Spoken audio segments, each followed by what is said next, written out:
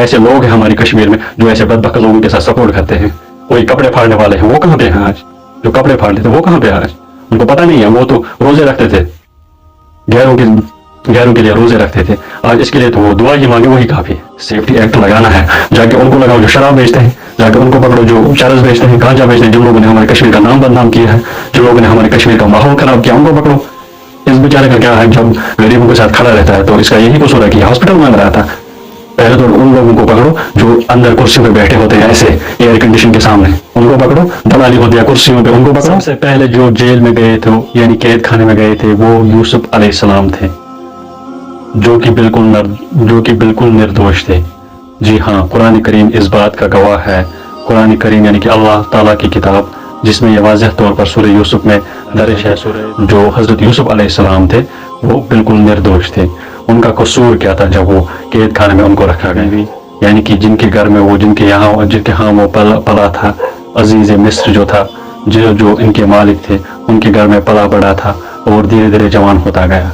जब जवानी जोश व खरोश के साथ बढ़ने लगी, तो जब वो जवानी की दहलीज पे पहुंचा, तो अजीज की बीवी, जिसका नाम जुलेखा था, बीवी जुलेखा, जब जुलेखा ने उसका हजरत यूसुफ अलैहिस्सलाम का हुस्न देखा, तो जुलेखा से रहा नहीं गया। तो जुलेखा ने हजरत यूसुफ अलैहिस्सलाम को अपनी तरफ मायल करने की कोशिश की।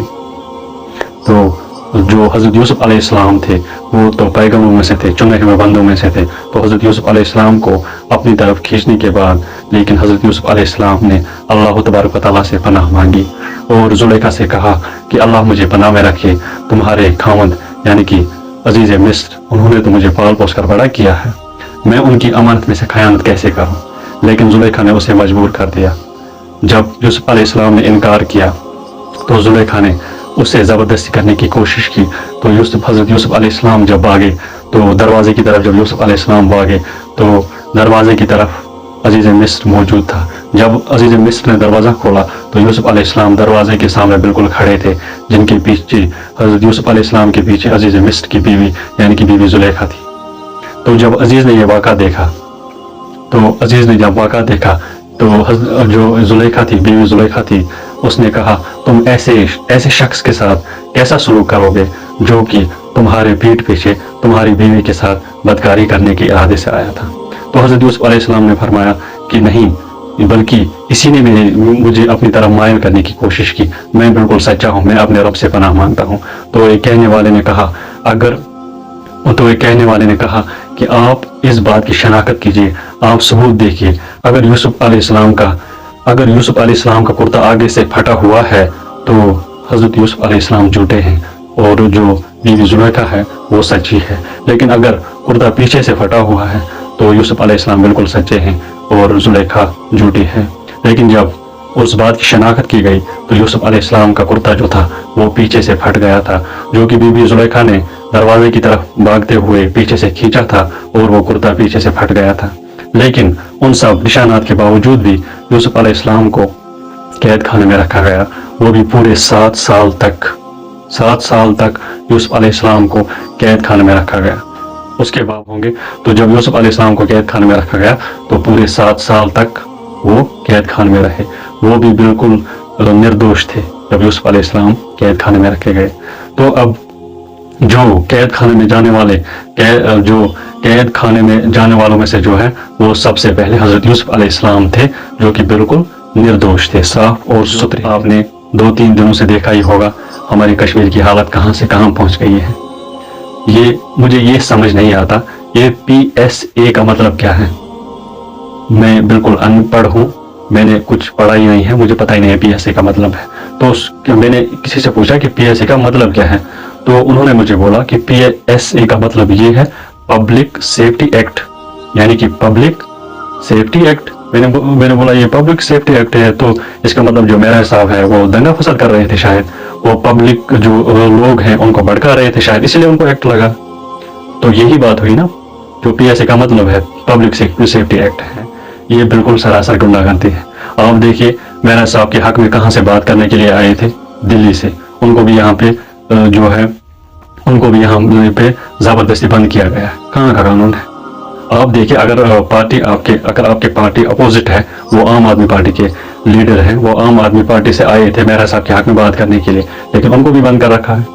यहाँ से कोई आता है वो डोडा में, आप देखिए 2-3 दिन से वहाँ पे लगातार हालत कितने खराब हो गए हैं। तो आप ये देखिए आजकल के ज़माने में कोई गरीब, जो गरीब होता है गरीब बंदा, उससे कोई नज़र उठा के भी नहीं देखता। लेकिन आप मेहरा साहब की बात देखिए, गरीब के साथ शाना बशाना हमेशा खड़ा रहता है। आप देखिए MLAs का काम क्या होता है, और मेहरा साहब आप देखिए घर घर जाके, स्कूलों में जाके कैसे वो कामों का जायजा लेते थे। यही इनका कसूर है, क्योंकि ये हक पे थे। कोई कहेगा कि आपका क्या काम है, कोई कहेगा कश्मीर में हम सारे जो लोग हैं वो यही बात करते हैं, मेहरा साहब के साथ इनका क्या काम है।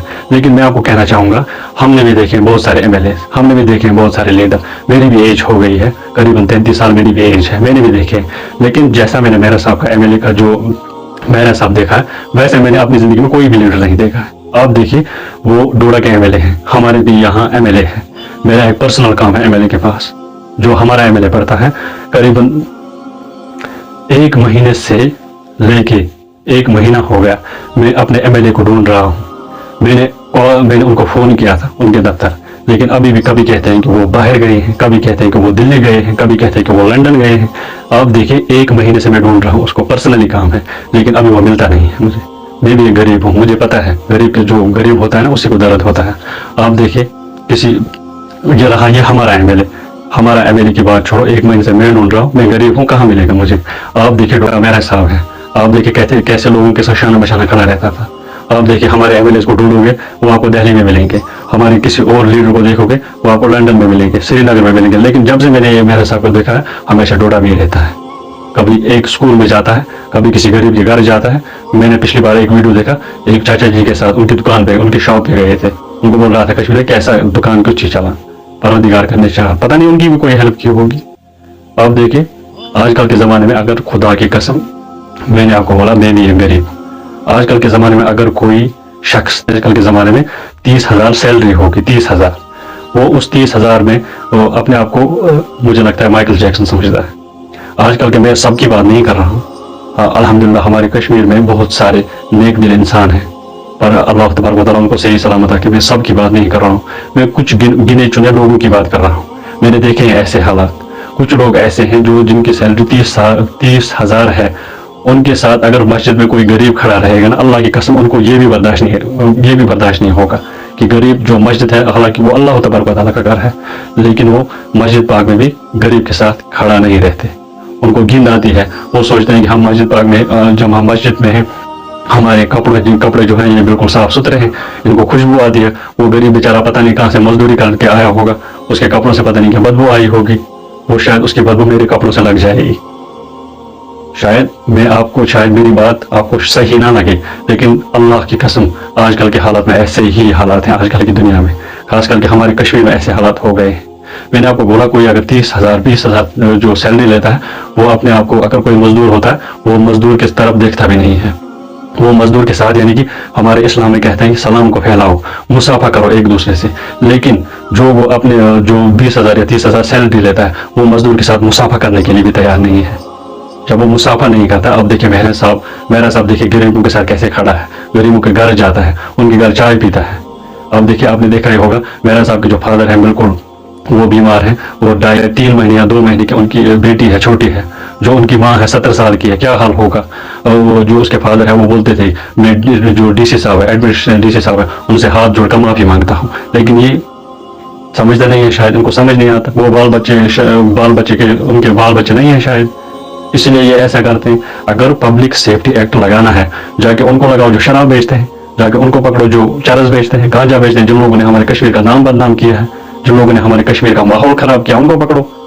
इस बेचारे का क्या है, जब गरीबों के साथ खड़ा रहता है तो इसका यही कसूर है कि हॉस्पिटल मांग रहा था। पहले तो उन लोगों को पकड़ो जो अंदर कुर्सियों पे बैठे होते हैं, ऐसे एयर कंडीशन के सामने, उनको पकड़ो। दलाली होती है कुर्सियों पे, उनको पकड़ो। ये क्या पब्लिक सेफ्टी एक्ट है। जब पब्लिक खुद आए सड़कों पे आ गई है तो सेफ्टी कहाँ रही। यहाँ पे लाठीचार्ज हुई डोडा में, वहां पे एक छोटी सी बच्ची की भी डेथ हो गई। ये पब्लिक सेफ्टी एक्ट लगाया आपने। क्या गरीबों पे जुल्म कर रहे हो। खुदारा अल्लाह से डरो, अल्लाह के सामने आपको जवाब देना है। कोई ऐसे लोग हैं हमारे कश्मीर में जो ऐसे बदबख्त लोगों के साथ सपोर्ट करते हैं। कोई कपड़े फाड़ने वाले हैं, वो कहाँ पे हैं आज। जो कपड़े फाड़ते थे वो कहाँ पे आज, उनको पता नहीं है। वो तो रोजे रखते थे, गैरों की गैरों के लिए रोजे रखते थे, आज इसके लिए तो वो दुआ ही मांगे वही काफी है। अगर इनके लिए आप रोजा नहीं रखते हो, कम से कम दुआ तो मांगो। इनके लिए दुआ नहीं मांग सकते, उनके लिए रोजा रखते हैं। लानत है आप जैसे लोगों पर जो इस वक्त सामने नहीं आते हैं, जो इस वक्त पर्दों के पीछे बैठे हैं, जो अपने घर में छुप के बैठे हैं। लानत है उन जैसे लोगों पर, वो अपने आप को मुसलमान कहते हैं। अगर मेरे कहने में कोई गलती हो गई हो मुझे माफ कर देना, लेकिन आज बात हद से ज्यादा आगे बढ़ गई है। आप देखो वो हमारा मुसलमान भाई है, कलमा एक ही है, कहां जाए, किससे पूछे? आप उन लोगों से जाकर पूछो। कश्मीर में देखे वो बोलते थे कि हम रोजा रखते, फलाना शख्स बीमार है, आज इसके लिए भी दुआ मांगो। ये बेचारा तो गरीबों की बात कर रहा था, ये आज बंद है जेल में, किसी से मुलाकात भी नहीं करने देते, इसके लिए रोजा रखो। अगर मेरे बोलने करने में कुछ गलती हो गई हो मुझे माफ कर देना, क्योंकि मैं अनपढ़ हूं, मुझे बोलना नहीं आता। ये मेरे दिल में था इसलिए मैंने बोला।